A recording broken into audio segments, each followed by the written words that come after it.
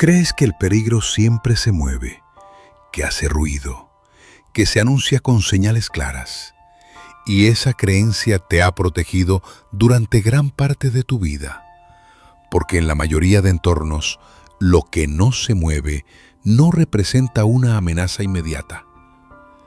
Pero esa lógica falla de forma silenciosa cuando el peligro aprende a parecer normal, cuando deja de destacar y empieza a confundirse con el paisaje, porque el verdadero error no ocurre cuando el cocodrilo ataca. Ocurre mucho antes, en el momento exacto en que tu cerebro decide que nada está pasando. Y esa decisión no es consciente, no es voluntaria, es automática. Es un atajo mental diseñado para ahorrar energía. Pero en ciertos lugares, ese atajo se convierte en una trampa. Y el cocodrilo es uno de los animales que mejor la aprovecha. No por fuerza ni por agresividad, sino porque encaja perfectamente en la forma en que la mente humana falla al interpretar la quietud, la rutina y la familiaridad. El primer error es creer que la quietud significa ausencia, porque tu cerebro asocia movimiento con amenaza y calma con seguridad. Y esa asociación funciona en la mayoría de contextos cotidianos. Pero el cocodrilo no necesita moverse para existir como peligro. Necesita integrarse, desaparecer dentro del entorno hasta que tu atención lo clasifique como fondo, como parte del paisaje, como algo que no merece recursos mentales. Y cuando algo deja de recibir atención activa, deja de ser evaluado. Se vuelve invisible aunque esté justo frente a ti. Y ese descarte automático es el inicio del fallo.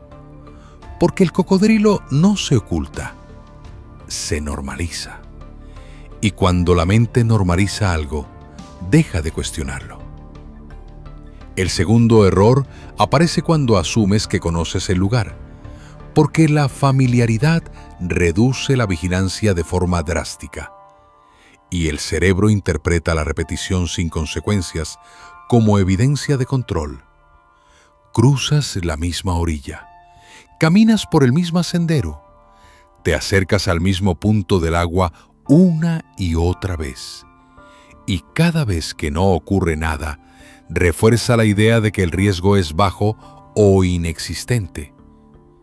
Pero el cocodrilo vive precisamente en esos espacios repetidos, no en lo desconocido, sino en lo cotidiano, porque ahí la mente se relaja, ahí la atención se fragmenta, y cuando la rutina se impone, el peligro deja de sentirse como peligro y se convierte en parte del entorno.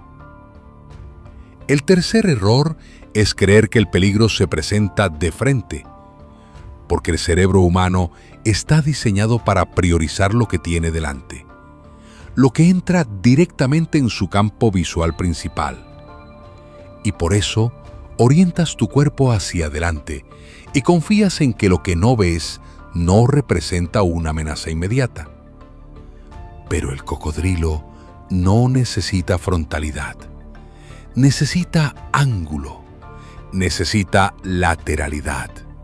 Necesita que tu atención esté enfocada en otra cosa, porque mientras miras al frente, él reduce distancia desde un punto que tu percepción no prioriza. Y ese desfase espacial es una debilidad constante en la mente humana, una debilidad que no se siente como error hasta que ya es demasiado tarde. El cuarto error surge cuando interpretas al cocodrilo como lento, pesado o torpe fuera del agua.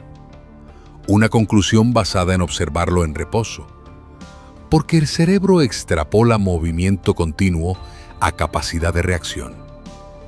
Y cuando algo no se desplaza de forma constante, lo interpreta como menos peligroso.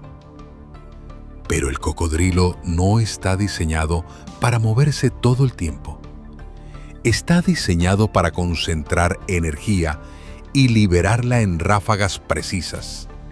Y confundir velocidad sostenida con velocidad efectiva es un error clásico de percepción. Porque la amenaza real no siempre es la que corre más, sino la que sabe cuándo no correr. El quinto error es asumir que el agua poco profunda es segura, porque tu cerebro utiliza la profundidad como una referencia principal de riesgo. Y cuando el agua no cubre completamente el cuerpo, la mente interpreta esa situación como controlable. Pero para el cocodrilo, la profundidad es irrelevante. Lo que importa es la transición, la frontera entre tierra y agua. Ese espacio ambiguo donde tu equilibrio cambia, donde tu atención se divide, donde tu cuerpo pierde referencias claras. Y es ahí donde su ventaja es máxima. Porque mientras tú estás adaptándote al cambio de entorno, él ya está en su estado óptimo. El sexto error aparece cuando crees que el cocodrilo actúa por impulso, que reacciona de forma inmediata ante cualquier estímulo, cuando en realidad opera por espera, por cálculo pasivo, por ahorro extremo de energía. Y tu cerebro, acostumbrado a sistemas que reaccionan rápido, subestima a los sistemas que no responden de inmediato, porque confunde falta de acción con falta de intención. Y esa confusión es peligrosa, porque la intención del cocodrilo no se manifiesta en movimiento constante, se manifiesta en paciencia. El séptimo error es humanizar su comportamiento, atribuirle agresividad, maldad o violencia gratuita.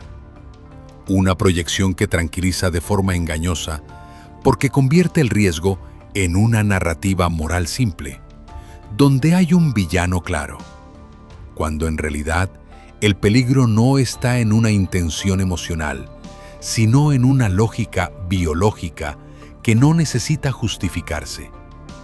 Y al creer que el problema es su agresividad, dejas de analizar tu propia interpretación, que es donde realmente se origina el fallo. Porque el cocodrilo no actúa contra ti, actúa dentro de un sistema que no te tiene en cuenta como individuo. El octavo error consiste en pensar que el encuentro ocurre en un instante, que todo sucede de forma súbita, cuando en realidad el cocodrilo lleva tiempo midiendo distancias, posiciones y repeticiones, observando patrones, esperando el momento en que tu comportamiento se vuelve predecible.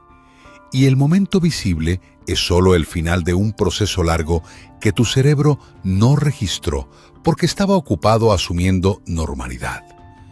Porque la mente humana no es buena detectando amenazas que se desarrollan lentamente y sin señales evidentes.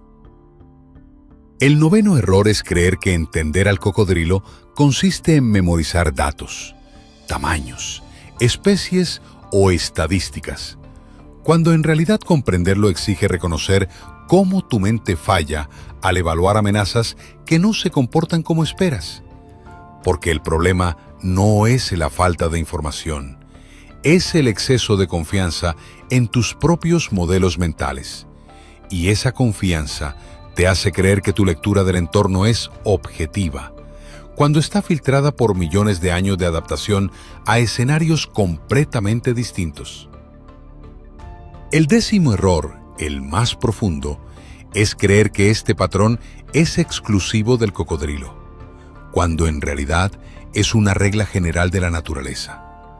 Los animales más peligrosos no son siempre los más visibles, sino los que se confunden con la rutina, los que no activan tus alarmas, los que se integran al paisaje hasta que tu cerebro deja de cuestionarlos.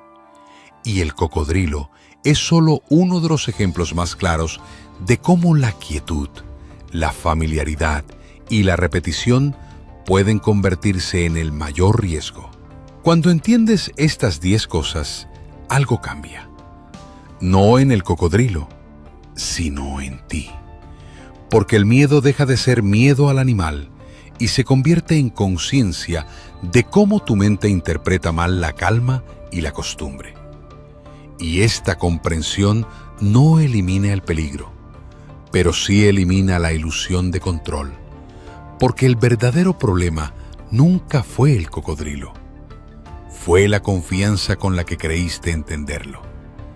Y este no es un caso aislado, porque el próximo error no ocurre en la orilla ni en el agua.